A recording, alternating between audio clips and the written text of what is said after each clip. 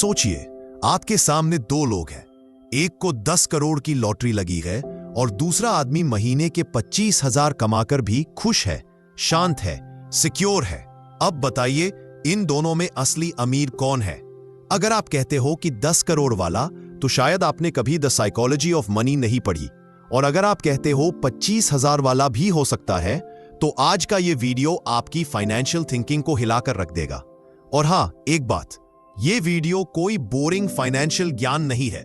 ये आपकी लाइफ बदल सकता है। बस शर्त यही है कि आप इसे पूरा देखें, क्योंकि बीच में ऐसे सीक्रेट्स आने वाले हैं जो ज्यादातर लोग कभी नहीं सीखते और जिनकी वजह से वो पूरी जिंदगी पैसों के पीछे भागते रहते हैं लेकिन पकड़ नहीं पाते। नमस्ते दोस्तों, स्वागत है आपका बुक मैट्रिक्स चैनल में। आज हम जिस किताब के बारे में बात करने जा रहे हैं वो कोई आम फाइनेंस की किताब नहीं है।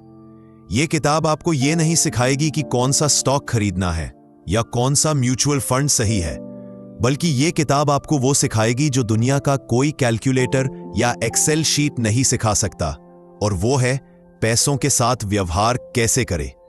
How to behave with money. दोस्तों, इंजीनियरिंग में क्या होता है? अगर आपको ब्रिज बनाना है तो फिजिक्स के रूल्स फिक्स हैं। मेडिसिन में अगर सर्जरी करनी है तो बायोलॉजी के रूल्स फिक्स हैं। लेकिन फाइनेंस, पैसा फिजिक्स नहीं है, पैसा मैथ्स भी नहीं है, पैसा साइकोलॉजी है।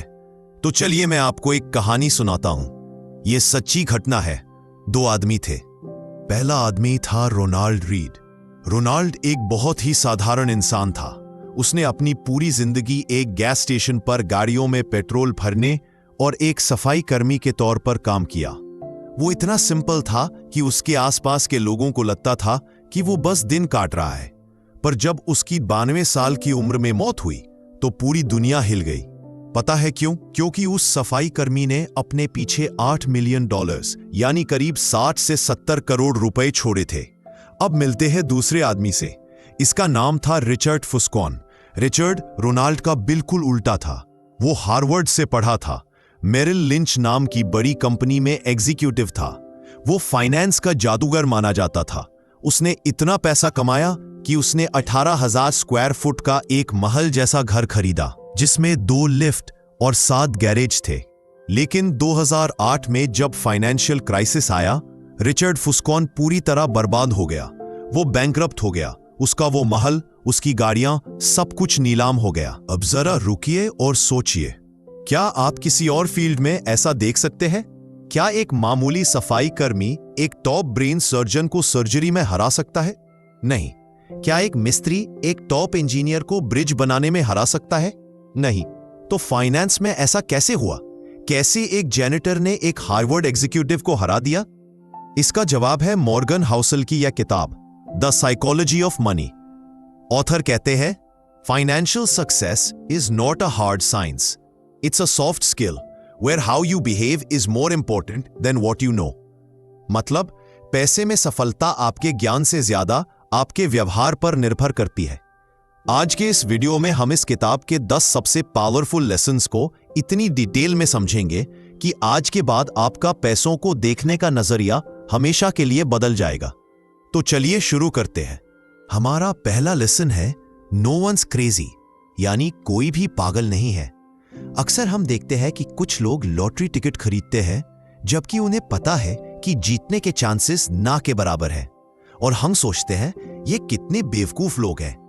लेकिन मॉर्गन हाउसल हमें एक अलग नजरिया देते हैं। वो कहते हैं, सोचिए आपका जन्म 1970 में हुआ हो और जब आप बड़े हो रहे थे तब स्टॉक मार्केट ने 10 साल तक कोई रिटर्न नहीं दिया। इन्फ्लेशन यानी महंगाई आसमान छू रही थी। आपने देखा कि आपके पेरेंट्स के पैसे की वैल्यू कम होती जा रही है। तो जब आप बड़े होंगे तो आपको स्टॉक मार्केट से डर लगेगा। आपको लगेगा स्टॉक्स रिस्की हैं। वहीं दूसरी तरफ सोचिए आपका जन्म 1990 में हुआ हो और जब आप बड़े हुए तब टेक बूम पर चल रहा था। स्टॉक मार्केट तेजी से ऊपर जा रहा था। आपने देखा लोग रातों रात अमीर बन रहे हैं। तो आपके लिए स्टॉक्स रिस्की नहीं बल्कि अमीर बनने का रास्ता है। दोनों लोग अलग अलग सोच रहे हैं, लेकिन कोई पागल नहीं है। दोनों अपनी जगह सही है क्योंकि दोनों का अनुभव अलग है। ऑथर कहते हैं, Your personal experiences with money make up maybe 0.000001% of world का होगा, but maybe 80% of how you think the world works. इसलिए दोस्तों, कभी किसी के फाइनेंशियल डिसीजन को जज मत कीजिए। हो सकता है वो एफडी में पैसा इसलिए रख रहे हैं क्योंकि उन्होंने गरीबी देखी है और उन्हें सेफ्टी चाहिए। हो सकता है कोई क्रिप्टो में इसलिए लगा रहा है क्योंकि उसने टेक्नोलॉजी की ताकत देखी है। सब अपने अनुभवों के गुलाम है। अगला लेसन बहुत ही गहरा है। लेसन 2, लक एंड रिस्क, यानी किस्मत और जोखिम। हम बिल गेट्स को जानते हैं, दुनिया के सबसे अमीर लोगों में से एक, माइक्रोसॉफ्ट के फाउंडर। बिल गेट्स बहुत हार्ड वर्किंग थे, बहुत स्मार्ट थे, इसमें कोई शक नहीं। लेकिन क्या आपको पता है बिल गेट्स किस स्कूल में पढ़ते थे? वो स्कूल था लेकसाइड स्कूल। पूरी दुनिया में उस वक्त लेकसाइड स्कूल वो इकलौता स्कूल था जिसके पास एक कंप्यूटर था। ध्यान दीजिएगा, सिर्फ अमेरिका में नहीं, पूरी दुनिया में शायद ही किसी स्कूल के पास कंप्यूटर था। बिल गेट्स का वहां एडमिशन होना, ये थी किस्मत की बात है। अगर वो किसी और स्कूल में होते तो शायद आज माइक्रोसॉफ्ट नहीं होता। बिल गेट्स खुद मानते हैं, if there had been no Lakeside there would have been no Microsoft. लेकिन कहानी यहां खत्म नहीं होती। बिल गेट्स का एक दोस्त था, उसका नाम था केंट एवंस। बिल गेट्स कहते हैं कि केंट एवंस उनसे भी ज्यादा स्मार्ट था। दोनों ने कसम खाई थी कि वो बड़े होकर दुनिया बदल देंगे। केंट को भी कंप्यूटर्स का उतना ही शौक था, लेकिन हाई स्कूल पास करने से पहले माउंटेनियरिंग करते वक्त एक एक्सीडेंट हुआ और केंट एवंस की डेथ हो गई। अब इस मैथ्स को समझिए। बिल गेट्स को वो 1 in a million लक मिली कि वो कंप्यूटर वाले स्कूल में गए। केंट एवंस को वो 1 in a million रिस्क मिला कि वो जवानी में ही गुजर गए। लेसन क्या है? लेसन ये है कि लक और रिस्क दोनों भाई भाई है। जब आप किसी को अमीर देखें तो ये मत सोचिए कि वो सिर्फ अपनी मेहनत से बना है, थोड़ा लक जरूर होगा। और जब कोई फेल हो जाए तो ये मत सोचिए कि वो आलसी था, शायद उसके रिस्क ने उसे पकड़ लिया हो। हमें अपनी सक्सेस पर हम्बल होना चाहिए और दूसरों के फेलियर पर काइंड होना चाहिए, क्योंकि वक्त बदलते देर नहीं लगती। अब आता है लेसन 3, नेवर इनफ, मतलब कभी काफी नहीं। दोस्तों, रजत गुप्ता का नाम सुना है आपने? रजत गुप्ता कोलकाता में पैदा हुए, अनाथ थे। वहां से मेहनत करके वो दुनिया की सबसे बड़ी कंसल्टिंग फर्म मैकिन्जी के सीईओ बने। उनके पास $100 मिलियन थे। सोचिए, $100 मिलियन, इतना पैसा कि वो हर एक मिनट में हजारों रुपए खर्च करते तब भी खत्म नहीं होता। उनके पास इज्जत थी, पावर थी, पैसा था, लेकिन उन्हें लगा ये काफी नहीं है। उन्हें बिलियनर बनना था। इसी लालच में उन्होंने इनसाइडर ट्रेडिंग की, यानी कंपनी की गुप्त खबर लीक करके पैसा कमाना चाहा। रिजल्ट क्या हुआ? वो पकड़े गए, जेल गए। उनकी पूरी जिंदगी की इज्जत मिट्टी में मिल गई। क्यों? क्योंकि उन्हें इनफ का मतलब नहीं पता था। साइकोलॉजी ऑफ मनी का सबसे बड़ा लेसन यही है। There is no reason to risk what you have and need for what you don't have and don't need. जो आपके पास है और जिसकी आपको जरूरत है, उसे दाव पर मत लगाओ उस चीज के लिए जो आपके पास नहीं है और जिसकी जरूरत भी नहीं है। फाइनेंशियल सक्सेस का मतलब सिर्फ पैसा कमाना नहीं है, बल्कि यह जानना है कि बस अब रुकना कहाँ है। जिस दिन आपने अपने गोल पोस्ट को आगे बढ़ाना बंद कर दिया, उस दिन आप असली अमीर बन जाएंगे। अब आता है लेसन 4, कंफाउंडिंग कंपाउंडिंग, मतलब चक्रवृद्धि का जादू। अब बात करते हैं दुनिया के 8वें अजूबे की, कंपाउंडिंग। हम सब ने वॉरेन बफेट का नाम सुना है। उनकी नेटवर्थ $80 बिलियन से ज्यादा है। लेकिन क्या आपको एक शॉकिंग फैक्ट बताऊं? इस $80 बिलियन में से $69 बिलियन उन्होंने अपने 65वें बर्थडे के बाद कमाए हैं। हमें लगता है वॉरेन बफेट इसलिए अमीर है क्योंकि वो स्टॉक मार्केट के जीनियस है। नहीं, वो इसलिए अमीर है क्योंकि वो टाइम के जीनियस है।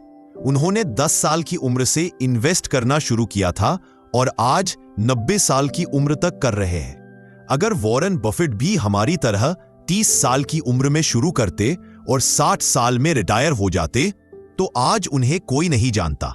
ऑथर यहां आइस एज का एक उदाहरण देते हैं। साइंटिस्ट सोचते थे कि धरती पर आइस एज तब आता होगा जब बहुत ठंड पड़ती होगी, लेकिन रियलिटी कुछ और थी। आइस एज तब आता है जब गर्मियों में बर्फ पूरी तरह नहीं पिघलती, थोड़ी सी बर्फ बच जाती है। अगले साल उस पर नई बर्फ जमती है, फिर और धीरे धीरे हजारों सालों में वो पूरी धरती को कवर कर लेती है। पैसा भी बिल्कुल वैसा ही है। आपको हाईएस्ट रिटर्न्स नहीं चाहिए, आपको वो रिटर्न चाहिए जो लंबे समय तक टिक सके। अगर आप हर साल थोड़ा थोड़ा बचाते रहेंगे और उसे डिस्टर्ब नहीं करेंगे तो कंपाउंडिंग का मैजिक आपको वहां पहुंचा देगा जहां आपने सोचा भी नहीं होगा। याद रखिए, शट अप एंड वेट, यानी शांत रहो और इंतजार करो। चलिए इसे एक एग्जाम्पल से समझते हैं। अभी आपकी उम्र 20 साल है और आप अभी इन्वेस्टमेंट स्टार्ट करते हो। सिर्फ 5,000 रुपए हर महीने कोई ऐसी जगह पर इन्वेस्ट करते हो जहां से आपको साल का 15% का रिटर्न मिलता हो, और आप इसे 30 साल तक करते हो। मतलब आपकी उम्र 50 साल हो तब तक, क्योंकि आप 50 की उम्र में रिटायरमेंट लेते हो। तो आपके पास कितने पैसे होंगे? वो अमाउंट होगा 3.5 करोड़ रुपए।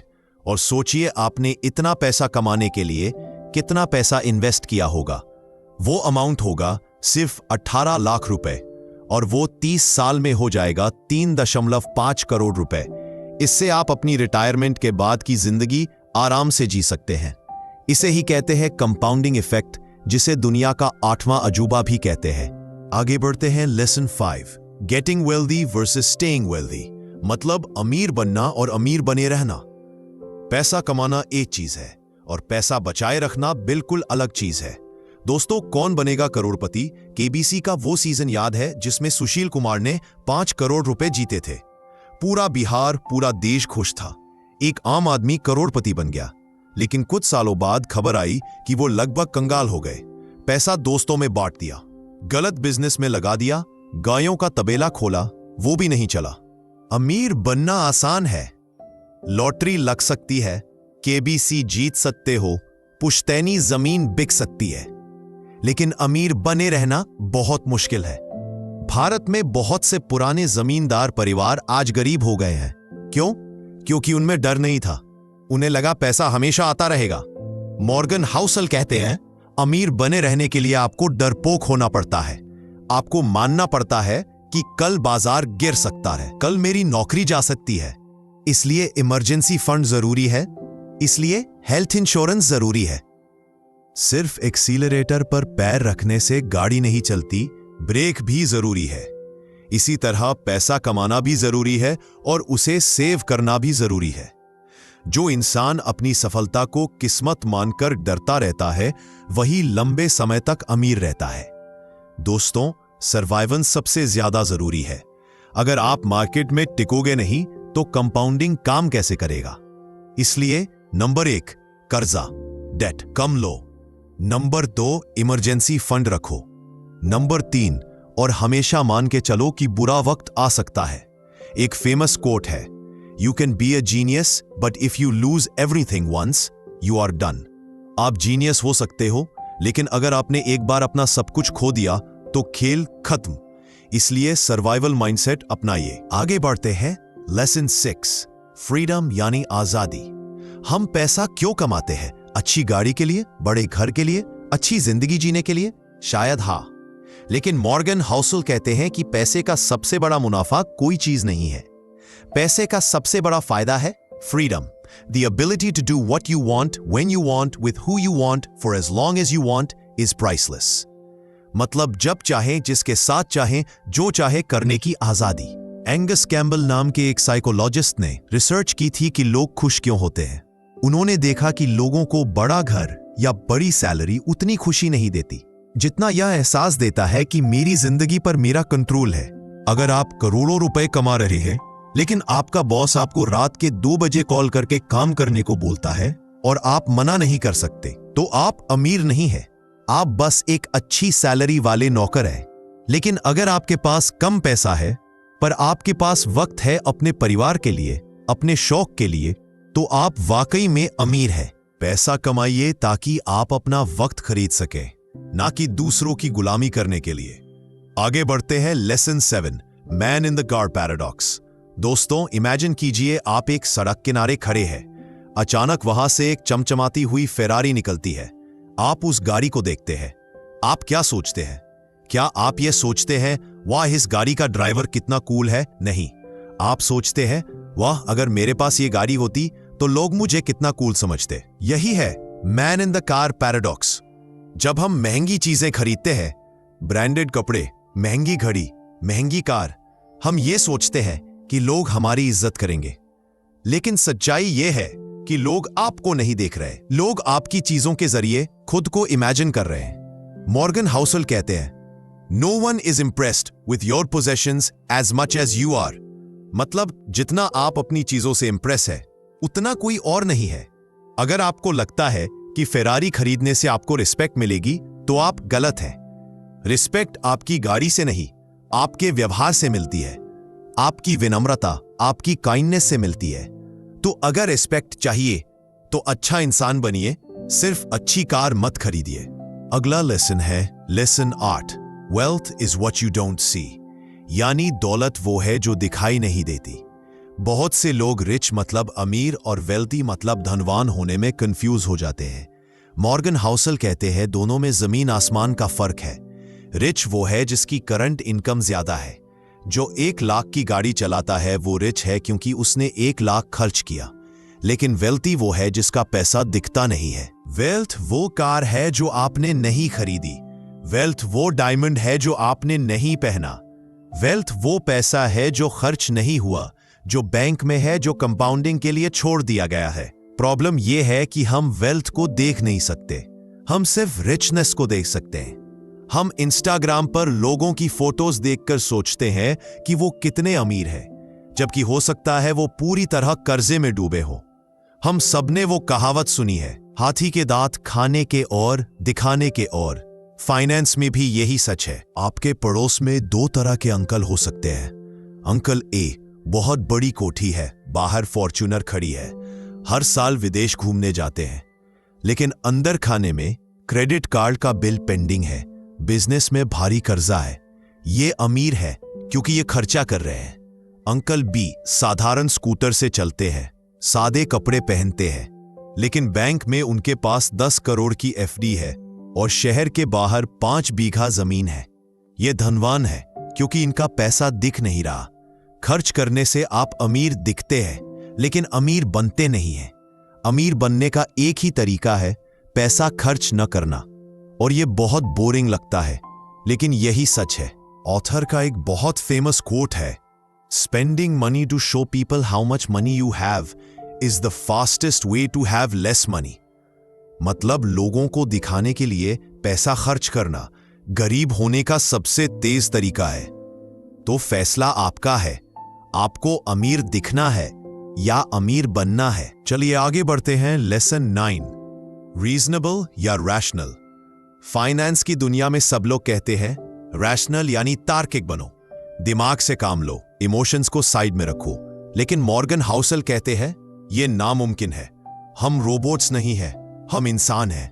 हमारे अंदर डर है, लालच है, प्यार है। इसलिए आपको रैशनल होने की कोशिश नहीं करनी चाहिए, आपको रीजनेबल यानी सही होने की कोशिश करनी चाहिए। एग्जाम्पल देता हूं, मैथमेटिकली अगर आपके पास होम लोन है जिस पर 7% इंटरेस्ट है और स्टॉक मार्केट में 10% रिटर्न मिल रहा है, तो आपको लोन कभी वापस नहीं करना चाहिए। आपको पैसा मार्केट में लगाना चाहिए। यह रैशनल है। लेकिन अगर वो लोन आपके सर पर होने की वजह से आपको रात को नींद नहीं आ रही और अगर मार्केट गिर गया तो आप पैनिक कर जाएंगे, तो आपका रीजनेबल डिसीजन यही है कि भाड़ में गया मैथ, पहले लोन चुकाओ और चैन की नींद सो जाओ।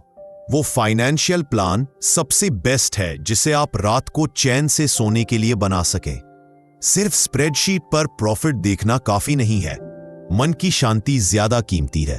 अब हम पहुंच चुके हैं लास्ट लेसन पर, लेसन 10, सरप्राइज एंड हिस्ट्री यानी आश्चर्य और इतिहास। दोस्तों, हम अक्सर इतिहास देखकर फ्यूचर प्रिडिक्ट करते हैं।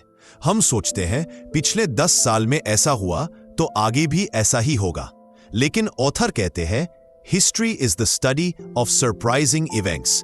सोचिए, 2019 में किसी ने सोचा था कि 2020 में एक वायरस आएगा और पूरी दुनिया की इकोनॉमी को रोक देगा? नहीं, ये हिस्ट्री की किसी किताब में नहीं था। चलिए इसे एक और एग्जाम्पल से समझते हैं। साल 2016 की रात 8 बजे को याद कीजिए, जब हमारे माननीय प्रधानमंत्री नरेंद्र मोदी जी ने अनाउंसमेंट किया कि भाइयों और बहनों, आज रात 12 बजे के बाद 500 और 1000 के नोट बंद हो जाएगी।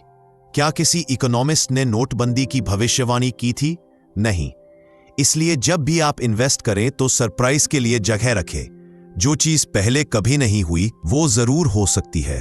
अगर आप सोचें कि मुझे रिटायर होने के लिए 1 करोड़ चाहिए तो सेफ साइड के लिए 1.5 करोड़ का टारगेट रखें, क्योंकि फ्यूचर में क्या होगा किसी को नहीं पता। तो दोस्तों, ये थे द साइकोलॉजी ऑफ मनी के सबसे कीमती लेसन्स। चलिए जल्दी से रिवाइज करते हैं। नंबर 1, कोई भी पागल नहीं है, सब अपने अनुभव से सीखते हैं। नंबर 2, लक और रिस्क को हमेशा ध्यान में रखो। नंबर 3, इनफ को पहचानो, लालच मत करो। नंबर 4, कंपाउंडिंग का जादू समय मांगता है, उसे डिस्टर्ब मत करो। नंबर 5, फ्रीडम ही असली दौलत है। नंबर 6, अमीर दिखने में और अमीर बनने में फर्क समझो। नंबर 7 और फाइनली, रैशनल नहीं, रीजनेबल बनो। मॉर्गन हाउसल की यह किताब हमें सिखाती है कि पैसा कमाना आसान है, लेकिन उसे संभालना मुश्किल।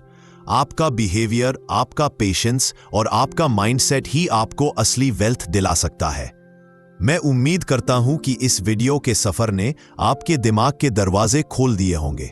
अगर आपको यह डिटेल्ड समरी पसंद आई तो प्लीज बुक मैट्रिक्स को सब्सक्राइब करें और कमेंट करके बताएं कि आपका फेवरेट लेसन कौन सा था।